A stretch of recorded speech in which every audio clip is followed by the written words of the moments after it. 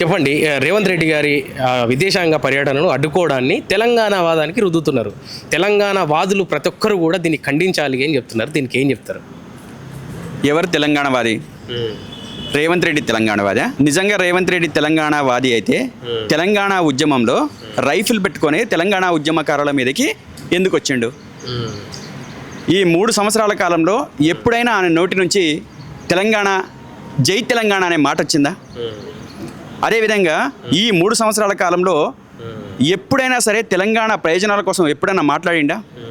ఈ 3 సంవత్సరాల కాలంలో ఈ తెలంగాణ రాష్ట్రానికి రావాల్సిన నీళ్లు ఆంధ్ర ఎత్తుకుపోతుంటే ఏ రోజైనా ఖండించిన సందర్భం ఉందా? అదేవిధంగా బనకచర్ల రూపంలో మన గోదావరి నీళ్లు ఆంధ్రప్రదేశ్ ఎత్తుకుపోతుందని చెప్పేసి అనంటే అక్కడ అసలు ఎజెండాలో లేదు.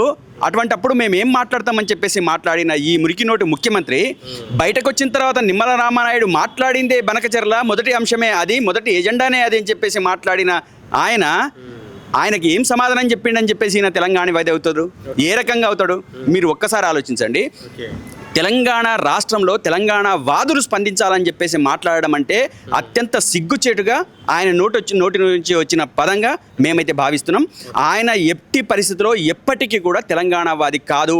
ఆయన ఆంధ్రప్రదేశ్ సీఎం చంద్రబాబు సంఖలోజు వచ్చిన ఒక మనిషి, ఆయన సంకనాకే మనిషి తప్ప ఈ తెలంగాణ రాష్ట్రానికి ఉపయోగపడే ఏ ఒక్క పని కూడా ఆయన చేయట్లేదు.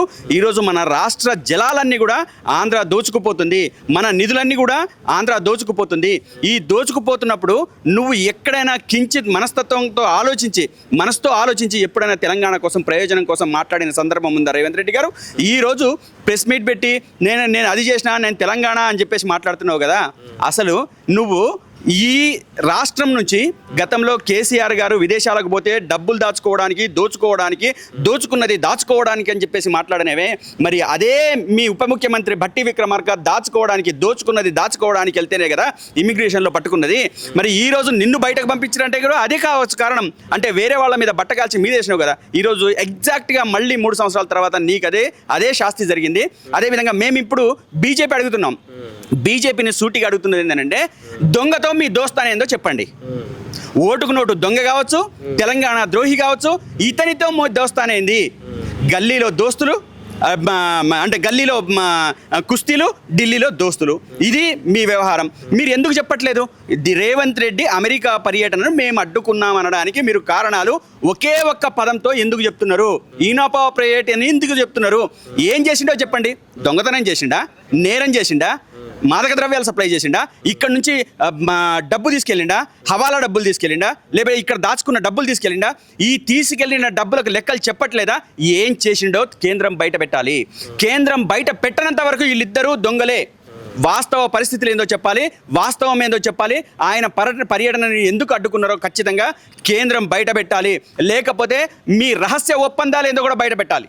మీ ఇద్దరిది, రేవంత్ రెడ్డిది, మోడీది, బీజేపీది, కాంగ్రెస్ది రహస్య ఒప్పందం ఏంది? ఈ తెలంగాణ రాష్ట్ర ప్రజలకు ఏ రకంగా మీరు మోసం చేయదలుచుకున్నారు? ఏ రకంగా మీరు అన్యాయం చేయదలుచుకున్నారు?